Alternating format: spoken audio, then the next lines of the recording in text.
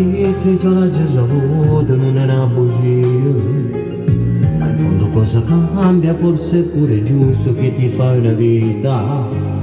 La colpa è solo mia che non voglio capire che è tutto finito. Mio stile non accetto che sta morendo. Piacere Marco Fabiani, buonasera, benvenuto allo studio Stato dell'Arte. Buonasera, Nuovo Giuseppe. singolo per te. Buonasera, buonasera. Quanti brani hai fatto?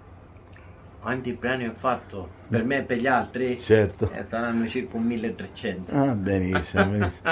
Bene, bene, bene. Niente, stiamo preparando, stiamo iniziando a preparare il nuovo singolo che uscirà a settembre. Dal Siamo titolo? ritornati, non ci ho dicere. Non ci Siamo ritornati ai brani d'amore. Nel frattempo volevo anche approfittare per dire a tutte le persone che mi seguono: non chiedetemi per il momento, per i prossimi anni, brani sociali.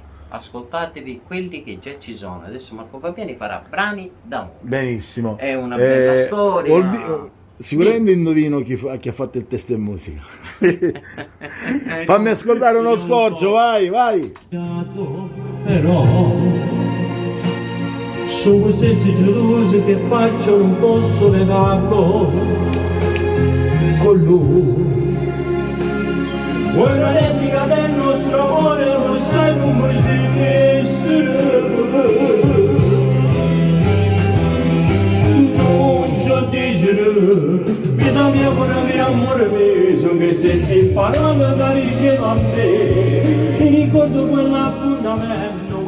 Un abbraccio, salutiamo tutti i tuoi fan. Soffiamo un po' perché ancora uscirà a settembre. Ciao a tutti, ragazzi, allo vi Stato amo, dell'Arte. Vi voglio bene qui insieme al mio grandissimo amico Giuseppe Sant'Onofrio. Ciao.